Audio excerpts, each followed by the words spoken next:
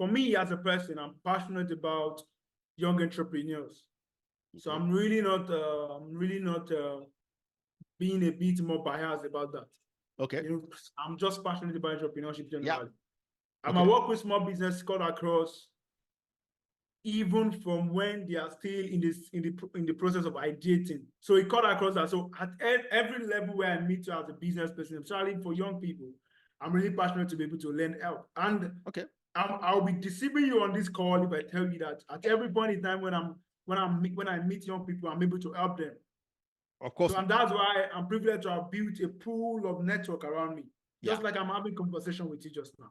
You know, I've built a pool of network around me that when Akin cannot solve your challenge, I'm able to refer you to somebody that can help you.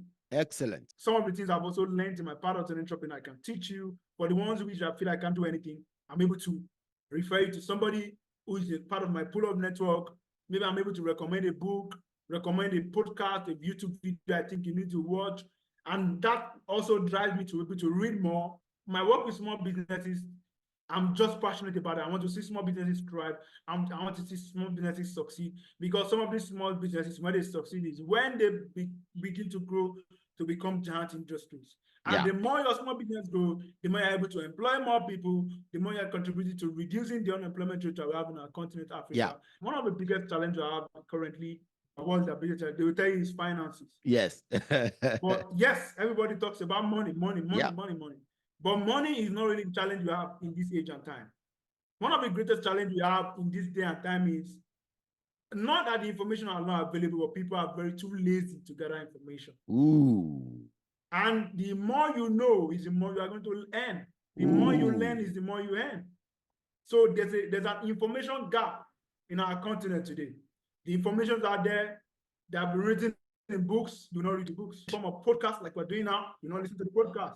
Some of them are on YouTube. You not watch YouTube. You not go to YouTube. Whether I go to YouTube to go and watch movies, go to YouTube to download songs. You know, looking for information that's going to help you to scale up your business. So I think there's information, like overload of information. But the laziness to go after those information and use them for our own benefits is one of the problems we have as young people in the continent. Ignorance is very dangerous, and it's very costly. It is. So the reason why a lot of people act the way they act, do what they do, is because they're ignorant. So if we as individuals, online, offline, we can begin to create opportunities where people can begin to get information, encourage them. Even just that man you saw on the streets, I do this almost every day. I have a culture. When I'm leaving my house every day, I have a culture to at least make one person smile.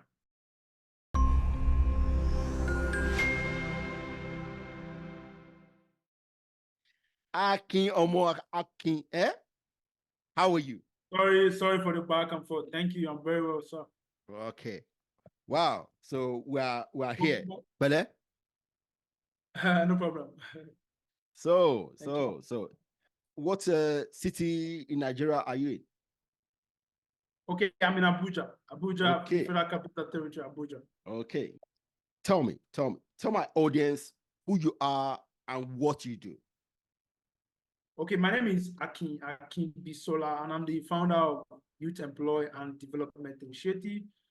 I'm a serial entrepreneur. I have interest in different businesses, cut across the branding space, real estate, and agriculture. I'm passionate about youth entrepreneurship development in Africa, and that's follows what I do as an individual and what to do in our organization, Youth Employ. I've been privileged to work with, in the last 8 years, I've been privileged to work with over 10,000 young people across our different programs, different initiatives and seminars, and different summits and conferences across that. And, interesting.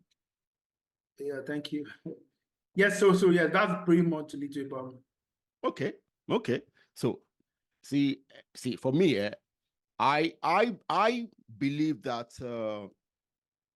entrepreneurship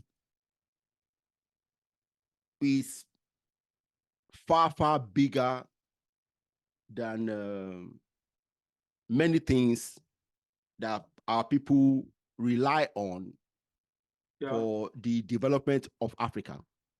I believe that if we do more in the space of entrepreneurship and business building, we'll get more done than focusing if my tribesman or tribeswoman get into position, government, and all that. See, this is something that we need to talk about. So I'm very interested to hear more about the entrepreneurship initiatives that you are involved in. Okay, so tell me a little bit more about Youth Employ and Development Initiative. Say you guys call it a YEDI. Okay, so what is it? Yeah. Okay, so Youth Employ is an organization that is focused on raising young entrepreneurs and entrepreneurs. And the last couple of years, we've done work around creating enlightenment, educating, and empowering opportunities for young people. We do have different programs that we put in place to educate, enlighten, and empower young people, cut across our skill acquisition trainings, our seminars, conferences, and forums that were created for young people to thrive, young people to be able to connect, to get mentorship, and to get the requisite knowledge and information that they need to succeed, not just in the business space or not just as entrepreneurs, but for those of them who want to pursue a career or want to be professionals. So we've been able to do this over the years. Youth Employ has been in existence since 2016. We're going to be 8 years this year. And we were privileged to have, really worked with some young people in that regard, helping them to be job ready, helping them to be entrepreneur ready, helping them to be able to reduce the unemployment rate that we have in the continent of Africa. So, tell me, see, like I just said, I believe that business building and entrepreneur is very powerful for to develop Africa. True. Tell us a little bit, why do you believe in entrepreneurship? Why do you believe that entrepreneurship is a route for African youths?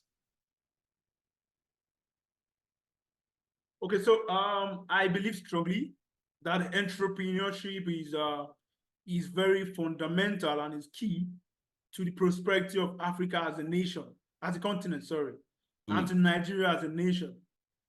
Entrepreneurship creates different opportunities for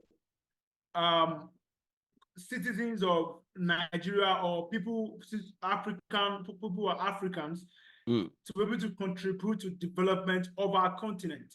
It creates the opportunity for us to be able to engage in international trade, be able to earn foreign earnings, connect to people, network, create a global market, taking our local produce up to the international market, and be able to create and build international business relationship across board. Entrepreneurship also helps to create about some form of empowerment for citizens, because what it does is that it makes you to be go the extra mile, creating products. And entrepreneurship is not just about starting a business. It's also about looking for innovative ways to carefully solve a problem. So it helps you to always wear your thinking cap. It helps you to always think of, okay, what's the best way to go about this? And I'll be lying if I tell you as an entrepreneur that you'll be faced with challenges. There'll be challenges and all that, but what it does is that it helps you to develop thick skin. You're able to know how to navigate. You're able to know how to say, okay, how do I move my business from point A to point B? Don't forget that when you still get to point B, you also still be thinking of how to move it from B to C. So it's a continual journey. Entrepreneurship is a continual journey. It doesn't just end there.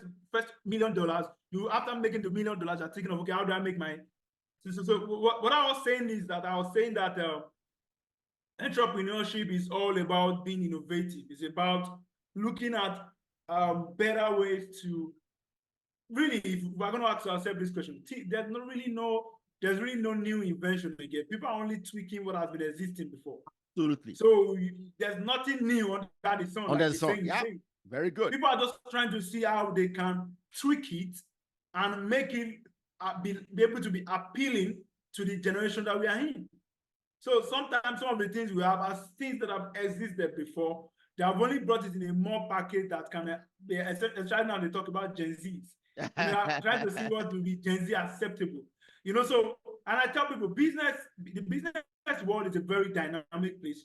And it takes a lot of grit. It takes a lot of resilience to be able to move ahead. So it just brings you as young persons, as entrepreneurs, to the space where you are able to think of how you can contribute your own quota to nation building. And when we talk about Africa, continent building, our continent is growing, our continent is developing. And it is only when we as young people begin to embrace entrepreneurship that we can begin to tell people, the world, that we have what it takes. What it takes to actually, for instance, they call Nigeria giant of Africa. So if we are going to be the giant of Africa, then some giant industries have to come from us, some giant moves, giant ideas, giant innovations have to come from us. We're not just going to be giant for name calling. It has to be something that we have to represent. They say any child that doesn't resemble the parent is a bastard. So if we are going to really be, we are really going to leave out our name as the giant of Africa, as Nigerians, begin to think of ways whereby we can begin to take giant steps that will begin to bring about giant results, and begin to take giant, do giant things, take giant strides and all that. So entrepreneurship is instrumental, is key to the prosperity of Africa. And I call every young person, every entrepreneur, every change maker all over the continent of Africa to arise to discuss. Let's see how we can continue to embrace and encourage entrepreneurs.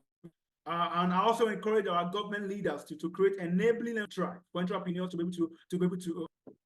Anyway, see, I absolutely agree with you that entrepreneurship is essential for the development of Nigeria and the development of Africa. Unfortunately, our countries, when we got independence, we focused on our governments doing all the fanciful business dealings, and it has kept us behind. Because we know that government is not very innovative. It's not very innovative, and unfortunately, our governments in Africa has not done things on merit. It's politics, and if we want to build Africa, we need to promote meritocracy, because that's how you get the best people doing things. And we need to get the best people to do certain things, what they're best at. So you are very right. So thank you for your work. So in this era of fast-growing digital world economies, branding has become one of the very important aspects of lives. So as a branding expert, tell me more about branding and why I need to focus on branding myself. Why? Okay. So Let me address the misconceptions of thinking that branding is just about creating a logo and all that. Branding is more than creating a logo. It's about or creating a mantra or a slogan for your business. It's about shaping perceptions, building trust. It is what distinguishes one business from the other. If you look at Apple as distinguishing themselves from every other phone company. So it's about the way your competitors see you. It's about the way your customers see you. It's about creating a compelling brand narrative for your personal brand or for your business. Yeah. So it's more than, it's bigger than just creating a logo. That's if we're talking about just logo and creating mantras and more and tagline for businesses and individuals, then that's just a bit of branding, and that's not all it is about to know in branding. Yeah. So as a branding expert, we are involved. We have helped businesses, individuals to be able to create compelling stories, compelling identity for their businesses and for themselves as individuals. In today's crowded marketplace, your brand is what is going to distinguish you. So it's a critical thing that we need to take seriously. Thank you. See, you just mentioned something twice now. So in creating a compelling brand narrative, we need to tell stories. So when we talk about branding, that means we need to tell stories about individuals, about companies, about countries, and about continents. See, these 4 areas, the best stories we have told so far is for individuals stories. But when it comes to companies, we don't really have many companies from Nigeria or Africa that are whose stories is well known. We don't have good stories about our countries. We don't have good stories about our continent. So that means we have a lot of work to do in branding our businesses, our countries, and our continent. What do you think we need to do in this area? I didn't get that. Okay, I'm saying that we haven't, as you said, branding involves stories.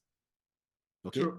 So we don't have good stories, compelling stories for businesses in Africa, African businesses.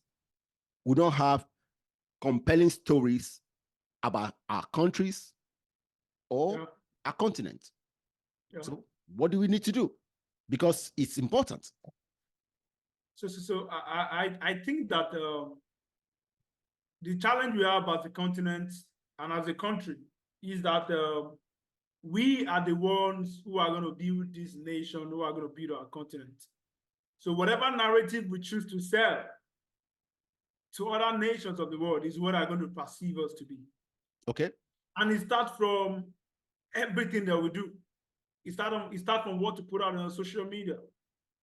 It starts from what our film producers, they put out there. For every movie you act, you put, somebody's always running to the Baba's shrine. It talks about how we portray our religious leaders and our politicians. I'm not saying some of these things are not, some wrong things are not done. I'm not saying that everything is perfect in Nigeria, where I'm based. But I'm saying that every nation of the world, every continent of the world have their own challenges. Yeah. And most times what they do is that they portray more of their good stuff than their bad stuffs. Yeah. For instance, just last week, there was flood in Dubai. And one of the first way we knew was on the internet, on Instagram. That's when I first saw it. And I learned that the government authorities are trying to say, you guys should stop posting some of this video out there. It starts from there. You understand? So we need to, the way you dress is the way you address that behind. So it's the way you market yourself. That's how the people are going to price you. If you market yourself cheap, you'll be priced cheap. Okay. Cheap. If you market yourself to be an item of worth of value, something that is worth more than gold, and that's how the nations of the world are going to perceive. So Africans, we are the ones who are going to begin to create a narrative and tell the story of Africa that we need to know and that the world needs to hear. No country of the world, like I said earlier, is perfect. Yeah. But what they do is that they choose to put their good sides out. If most of us, while we are building our brand on social media, we're able to put out the best of our pictures and not our worst pictures out there. So why do we put the worst of our nations out there and not put the best of them out there? So I'm going to address. I would like to address that. I'm building a brand on social media. You not see a picture of me where I'm naked or where I'm going to have my bath. You see a picture of me there where I'm in my lowest moment, or maybe when I'm crying. I'll post a picture where I'm posting, I'm smiling, even maybe I just finished crying. I'll put that picture there with a nice haircut. Oh, Akin's a big boy. Well, that may be true. But you don't know what is behind the big boy. You know, so we need to look for ways where we can begin to tell more compelling stories, more stories that are going to motivate people, are going to encourage people to perceive us in a particular light as Africans. Yeah. So that's it. I do agree with you. I do agree with you that we need to tell a better story about our good side. Yes, sir. I absolutely agree with it. Now, but something is, I don't really think I haven't thought about it so well. Okay, but so I'm just going to take it from here. Stopping stories that are not flattering, shutting it down. I don't think we should do that, because once we start shutting something, which is true, down, well, there's no reason why we can't shut something else down. Okay, I don't know if you understand what I'm saying. See, we can do better at telling the good stories more to overcome narrative. Yes, to overcome the bad ones. But I don't think we should necessarily say, no, we don't want this to be heard.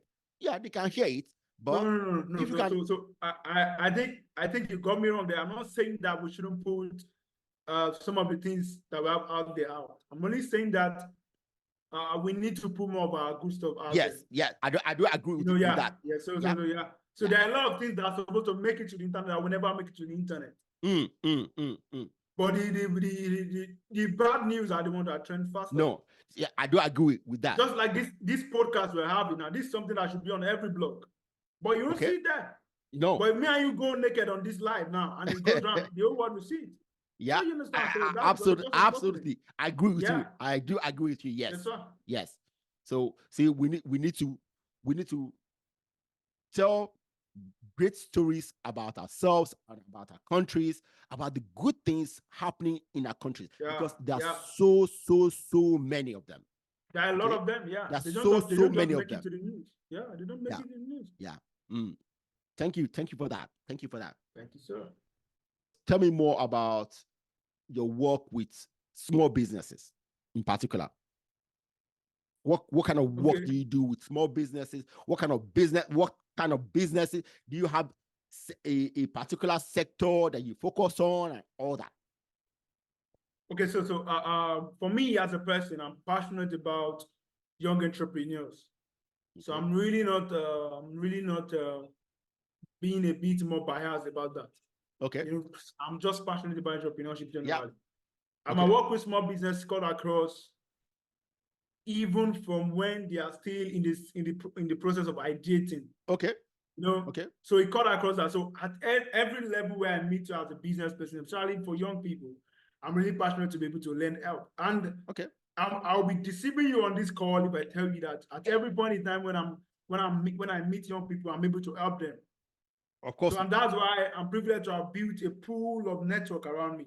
Just like I'm having conversation with you just now. Yeah. I've built a pool of network around me that when Akin cannot solve your challenge, I'm able to refer you to somebody that can help you.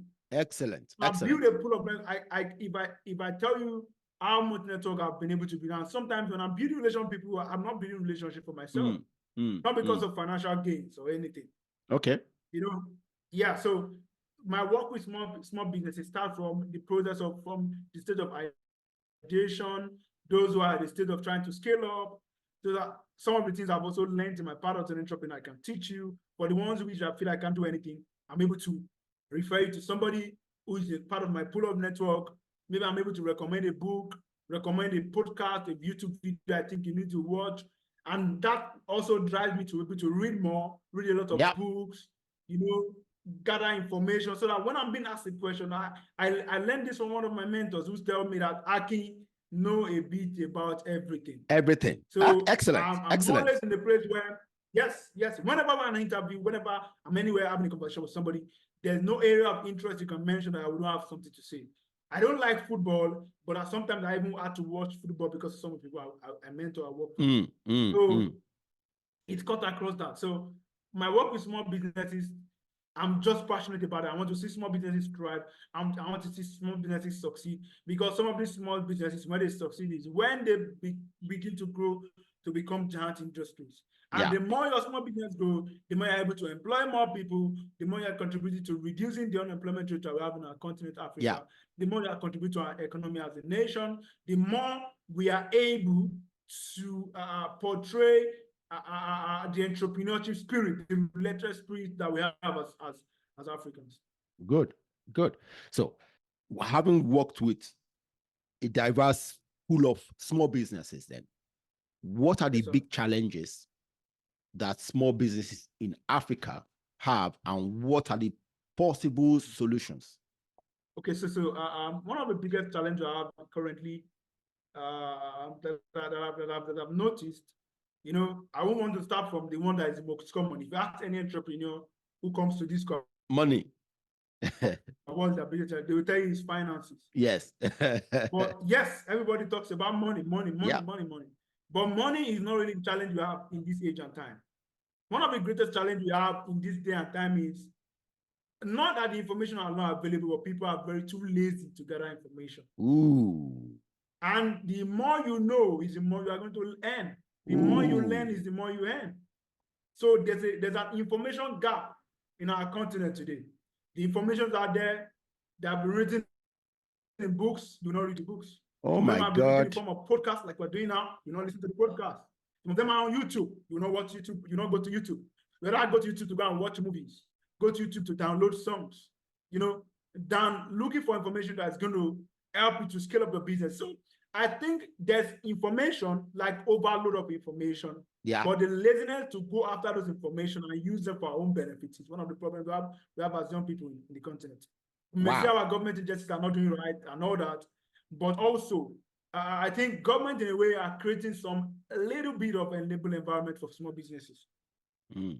So we can begin to ride on that. I know if you start asking anybody now, they'll start complaining, government is this, government is that. I'm not talking now, I'm not here to talk about the government. I'm here to talk about you, your responsibility to be able to grow your business, your responsibility as an entrepreneur to be able to seek information that you need to grow your businesses. Your own, the role that you have to play in nation building, in building your businesses. Nobody's going to build your business for you. The day you begin to take responsibility for the growth of a business is the day your business begins to grow. Wow. So that's it. Yes, sir. Akin, see what you just said.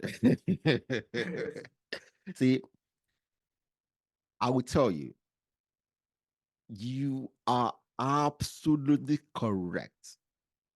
Yes, sir. Okay, see, this is what I say, and until we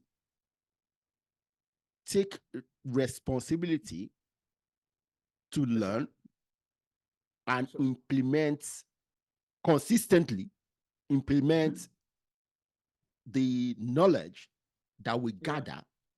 See, we need to consistently learn and implement the lessons consistently. Yeah. You don't just learn. When you learn, then you need to act on what you've learned. Act. And I tell people, the more you learn is the more you are going to earn. The day you stop learning is the day your earning plateaus. So you won't earn above your level of learning. Agreed. Very important. Yes, sir. Oh my God. See, this is the biggest, for me, this is the biggest takeaway from this podcast. I'm telling you. See, I started working with young Africans in 2017. And the biggest challenge that they have, and I've been trying to encourage them, is learn. Yes, sir. We as a continent it seems we don't understand that our limit is on us to fix. And the best way to elevate ourselves is to elevate our knowledge. If you don't improve the level of your knowledge, nothing will happen. Like I just said on my Facebook page 2 days ago, our natural resources in Africa, we haven't been able to use them because we haven't learned how to use them. As long as we rely on foreigners to teach us how to use them, then they will be the ones who gain more from it. True. Because they actually know how. We don't. So if we want to take control of our natural resources, then we need to learn what they are, how to use them. Okay. It is what you know that gives you an edge. Yeah, that's it. And that's why it's called knowledge. Okay. So if you don't know, there's no edge. The more you know, the more you have an edge. Okay. And that's how that's how it works. It's unfortunate. Even the Bible says, "My people perish for lack of knowledge." Okay. You don't know, you don't have an edge. That's it. That's it. See, I'm telling you, this is the biggest takeaway from this podcast. That's it. Thank you, sir. You know, wow. So on this note, see, I absolutely love reading. So I want you to recommend 5 books from our audience to read. At least let them get those books and put them in their library. See, if you look at my room right now, I have books on the shelf, on the table, or everywhere. See, so please recommend. Is it okay to show you hard copy of some of these books? Yeah, if you have them, or you can show them. Let me just mention some of the books that have really helped me. Right, one of them is Parable of the Dollar by Sam Parable of the Dollar. That's Sam Adeyemi. Yeah, Pastor Sam Adeyemi. It's a very powerful book. Another one is another book that has really helped me as an entrepreneur is there's this book, Cash Flow Quadrant. Okay, I have it there. It's a powerful book. It's a book I think everyone should look at. Kausa, what's his name again? Oh God. Yes. Yeah. Rebecca Osaki, Yes. It's a powerful book. Yeah. Very good. Very, very good. Yes, sir. Then there's also another book, Everything is Figure Outable. Everything is figure outable. Yeah, that means that there's nothing under the sun that nobody does. Yes, you can figure anything out. Everything out. That's another book. There's another book that I started. I liked, I got to know about early this year is a book called Living the Tarmac, Buying a Bank in Africa. It was written by Ebert Wig at AIG Mokole. Ah, okay. Living what? Living the Tarmac. Living Really? the Tarmac, yeah. Okay. I will check it out. Good book too. Okay. Then there's also another book by T.D. Jakes, Disruptive Thinking. Ah, okay. I haven't seen that. I I have a couple of T.D. Jakes books. Materials from me. Yes, he's a great writer. Okay. And I think for anybody who wants to also lead businesses, so that I don't just I'm going to list more than 5. I think go and read every book you can find any book that you can find that's written by John C. Maxwell. Oh yeah. I agree. And it has plenty. And it has plenty. So I don't mind. No, I'm not. You may not be able to achieve reading. The man has written a lot of books. Yeah, so a lot. Any of his book you can find lay your hands on. Please read it. He has so many books on leadership. Leadership, yes. A lot. It's going to help you. It's going to help you to be able to scale up your leadership quotient as an entrepreneur. Yeah. It helps you to know how to. I believe I have a couple of them of his books. Yeah, his books are powerful. Yes. But powerful. I don't know how to recommend Making Your Day Count. I think that's the name of the book. Okay.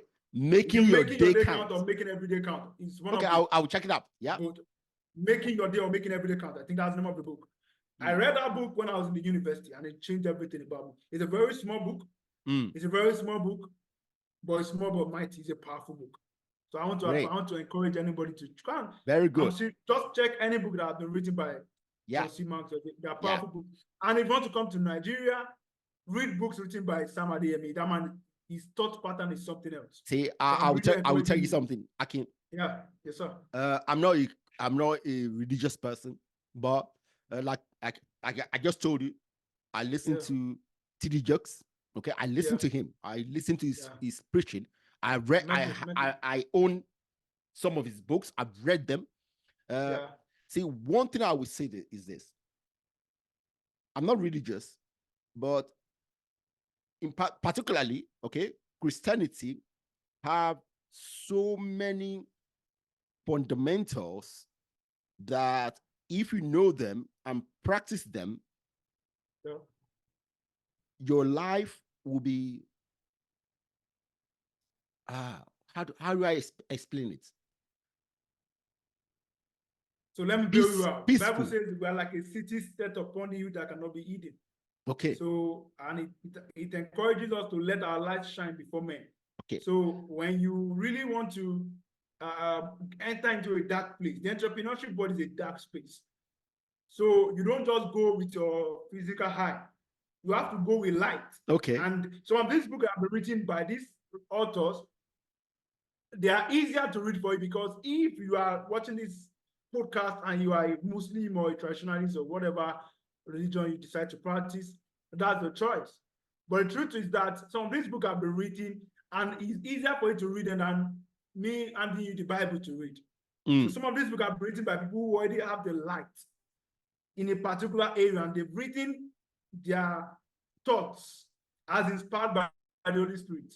So when you're reading it, you are just reading something that has been influenced by the Holy Spirit and it's going to help you. Okay. So that's what I have to say. Yeah. We're in a dark world, so you need light to be able to navigate. That's just the truth.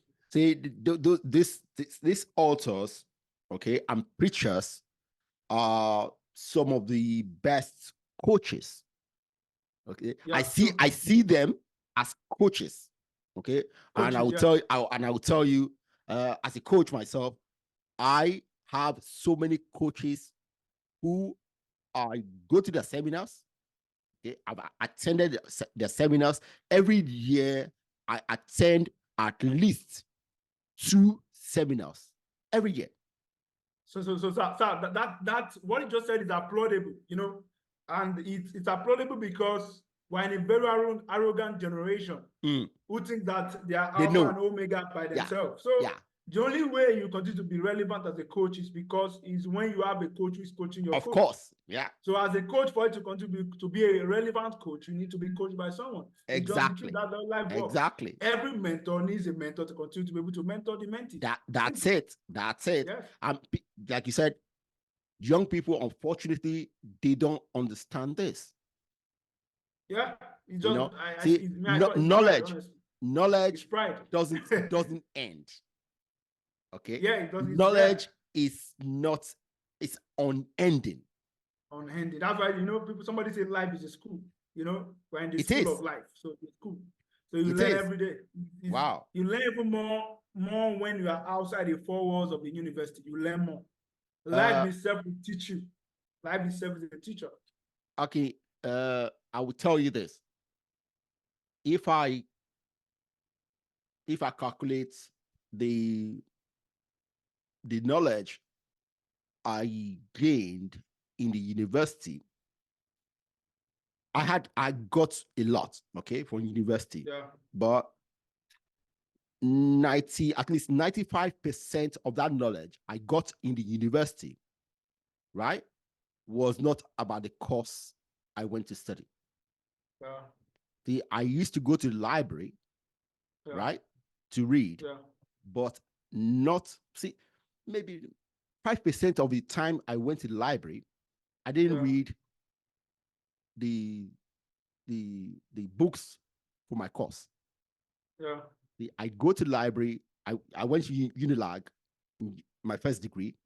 I go to the library, step in there, and I immediately go for the reference library. Okay, I didn't go to study biochemistry. No.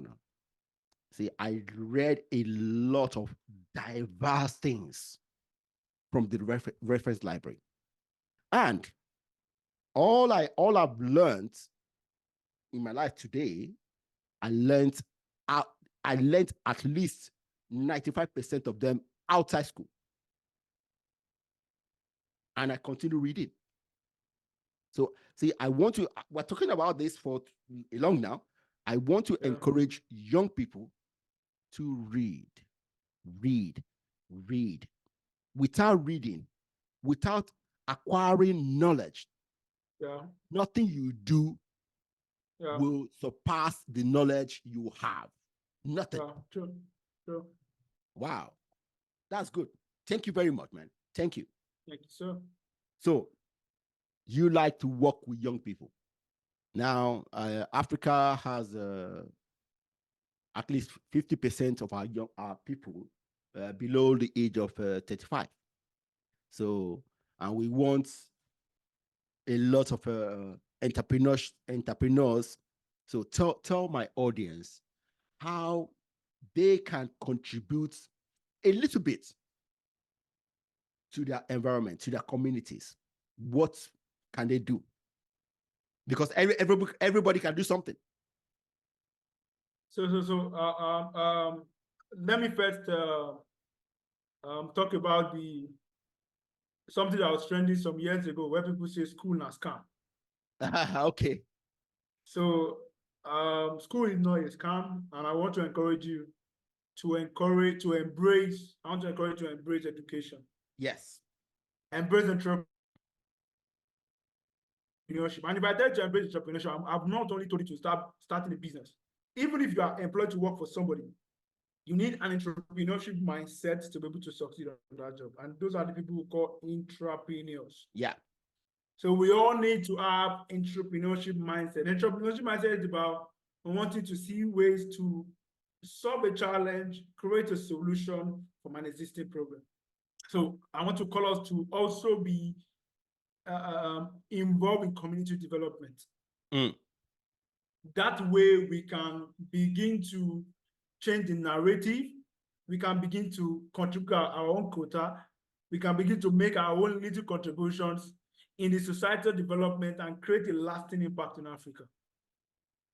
Creating a change in the community or involving community development might just start from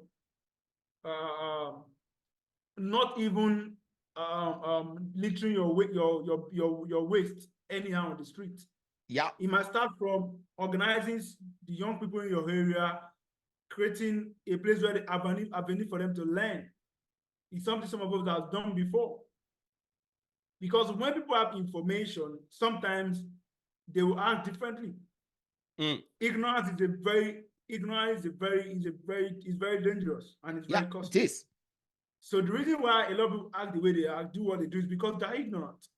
So if we as individuals, online, offline, we can begin to create opportunities where people can begin to get information, encourage them, even just that man you saw on the streets. I do this almost every day. I have a culture.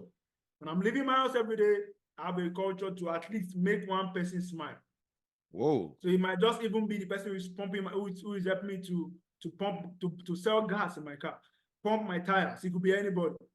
And in that time where I just giving them maybe 1,000 or whatever it is, oh, thank you so much, sir.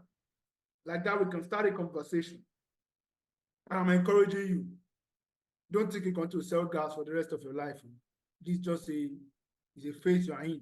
Yeah. What exactly are you doing? I'm encouraging you.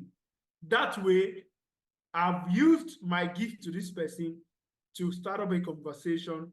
That sometimes some of them collect my number and say, okay, I would like to talk to you about some things. And we share opportunities. You know, we talk. Some of them like that, I've been able to redirect them to get better job opportunities.